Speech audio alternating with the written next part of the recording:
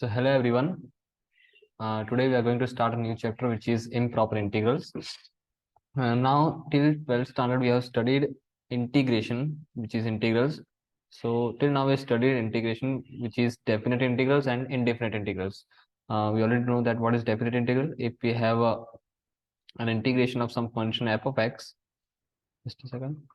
If you have integration of some function f of x, and if we don't apply any limits into it, then we have some answer. It may be some answer, and then we put a constant of integration which is c. This integral is indefinite integral. Indefinite integral. Now in the same function, if we put some limits, that is, let us say that this function is been integrated from limit a to limit b,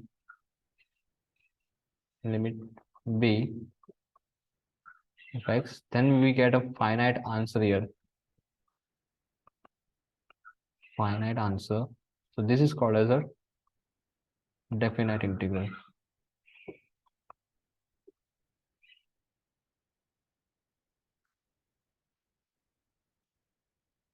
Okay.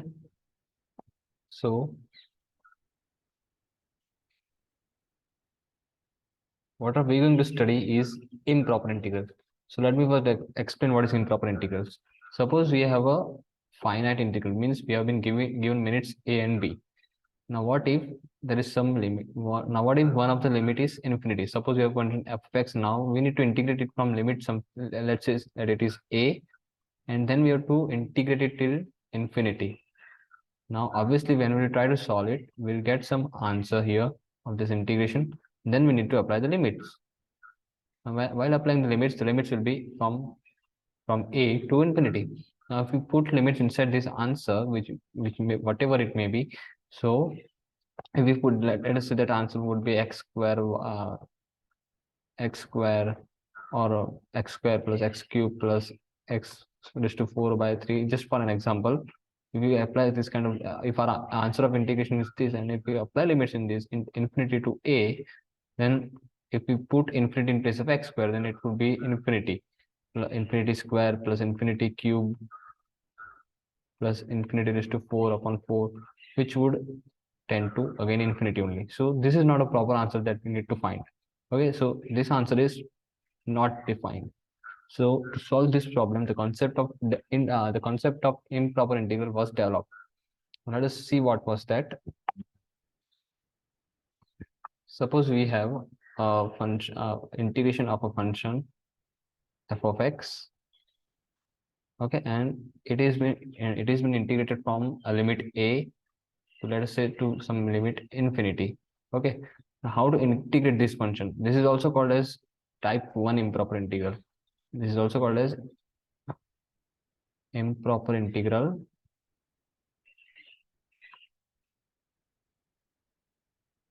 of type 1. Okay, so if this function f of x has been integrated from a to infinity, how to solve this integral is we take the limiting condition of this integral. Means we assume that there is some number, let us say it is b. So let me show it. If we take this integration, that is, it is from a, then we take this infinity to some proper number. Let us say it is b. Okay, now what we'll do, this b is tending to infinity, so we apply the limiting conditions here, which will be limit, this infinity. Okay, we have chosen a number which is very nearer to infinity, which is finite. We have not gone till infinite, but we are gone to a finite number. Now what will happen, this b would be tending to infinity. So this limit b tends to infinity, f of x dx. So this is basic formula, or we can even say formula, or even say the concept of type 1 improper integral. What is type 1 improper integral? The infinity would be in the upper limit. This is, this is upper limit.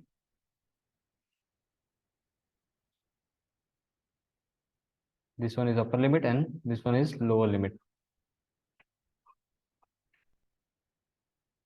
right? So type 1 improper integral has a finite lower limit and an infinite low upper limit. Okay, finite lower limit and infinite upper limit. So integration of some function f of x from a to infinite can be given by assuming a number which is say b. Okay, and this b would tend to infinity. You can clearly see from it this b is tending to infinity. So we write b here and we take the limiting conditions. Limit b tends to infinity f of x dx. Let me show this question. Illustrate this view by an example. Suppose we have example, we have integration 1 to infinity 1 by root x dx. Okay, now we know this is an improper integral of type 1. Why? How can we get to know this? Because its lower limit is constant and its upper limit is infinity. Okay, so now we assume some number b instead of this. Okay, we assume some number b in place of infinity such that b is tending to infinity. So we write b here instead of infinity, and this b is tending means limiting conditions of b are tending to infinity. मतलब b के value है वो infinity तक, मतलब b हमारा infinity को tend कर रहा है, b की वैल्यू infinity से नजदीक होती जा रही है. b is tending to infinity and the function is as it is 1 by root x dx. Okay, now this, now we know this r integral which we have got is a definite integral. We can solve it by our proper integration methods, which are run till 12 standard. Okay, so let us solve this side.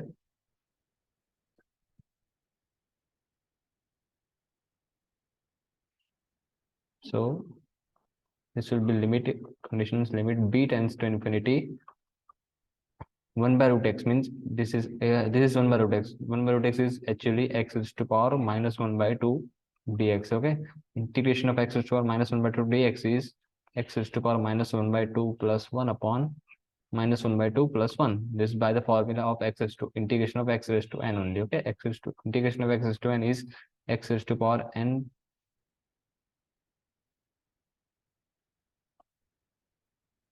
integration of x is to n is, we know that it is x is to power n plus 1 upon n plus 1, right? So this would be x is to power minus 1 by 2 plus 1 means x is to power 1 by 2, and this is minus 1 by 2 plus 1 means in denominator it is 1 by 2. So the 1 by 2 will go up and it will become 2. Okay, so our answer here, let me write it here again. Answer will be 2x raised to power 1 by 2 from 1 to b.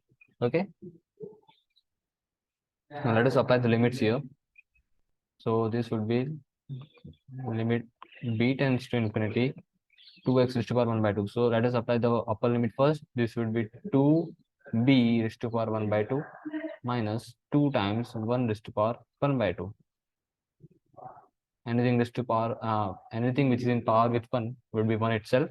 So this would be limit b tends to infinity 2b raised to 1 by 2 minus 2. Okay, now it's time to apply the limits here. Okay, so we just apply, we can't see any 0 by 0 and infinity by infinity form here. So this is completely a determinant form. Okay, so we can directly place the value of limit inside it. So b is tending to infinity, so we can place infinity in place of b. So this would be 2 times infinity raised to power 1 by 2 minus 2. Now what is infinity raised to power 1 by 2? Infinity is a very big number. So any big number raised to power 1 by 2 would also be a big number. So this would be infinity raised to power 1 by 2 will be infinity itself. And infinity multiplied by 2 means very big number multiplied by 2 will also be a very big number. So this would be again this term, this whole term would be infinity, and infinity minus 2, a big number subtracted from a small number will always be a big number. So it will be again infinity only. So the answer of our question improper integral is infinity. Now there are two concepts here. If we have an improper integral, for any improper integral, if you have any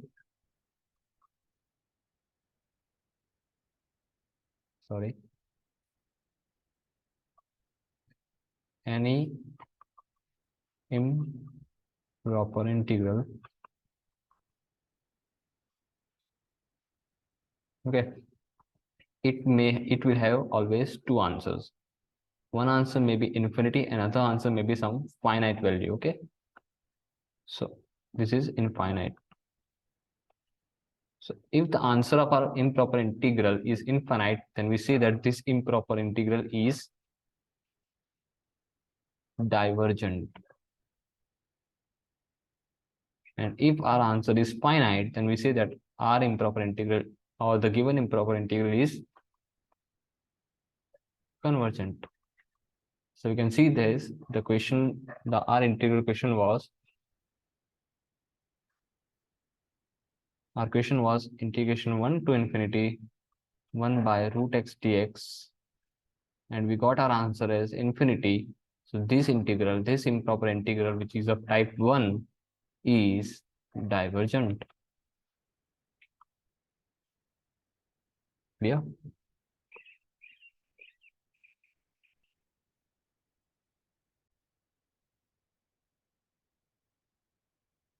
Now let us take a next example, which is integration from 1 to infinity of 1 by x square dx. Okay, so we can again see this integral is improper. It is an improper integral. Why? Because it has one of its limit as infinity, and it is of type 1 because its lower limit is finite, which is 1, and its upper limit is infinite. Okay, so the method for solving this question is again the same. We take some number b instead of infinity, which so our integral will start from 1, and it will go to b such that the b is tending to infinity, means limiting conditions of b are tending to infinity, and it is integration of 1 by x square dx. Now integration, now this is again to be solved by our proper method only, which is so simple. So we solve it. This would be limit b tends to infinity. Okay, so integration of 1 by x square, we know that x raised to n, integration of x raised to n is x raised to n plus 1 upon n plus 1. In this case, it is x raised to power minus 2. 1 by x square means x raised to power minus 2. So it would be x raised to power minus 2 plus 1 upon minus 2 plus 1, which is minus 1 by x. Okay, if you can't see here, I will write it here again, which is minus 1 by x. Okay, so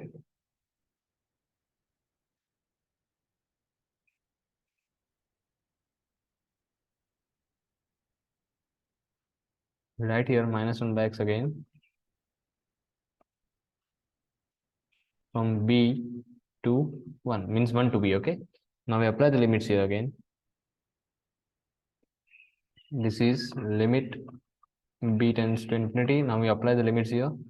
We place b first of all in place of x and then 1 in place of x. Okay, so this will be minus 1 by b minus minus of 1 by 1. Okay, so what will it be? This would be limit b tends to infinity minus 1 by b plus 1. Okay, now since again we can see there is no 0 by 0 form or infinity by infinity form or any indeterminate form, so we can directly put the limit of b in this value, in this b. So we place infinity in place of b. Okay, so this will be minus 1 upon infinity, sorry, minus 1 upon infinity plus 1.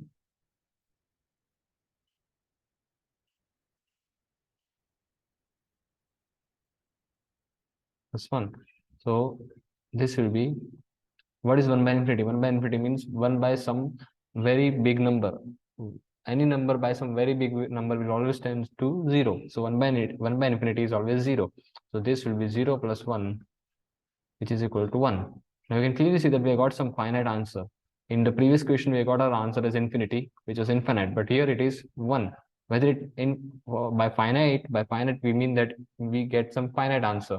means we can get 0, 1, 2, 3, 4, negative, positive. Every integer question or every fractional number is counted.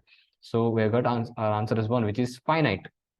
So since our answer is finite, we say that the improper integral infinity to sorry, it is 1 to infinity 1 to infinity 1 by x square dx equals to 1. So we say that this improper integral is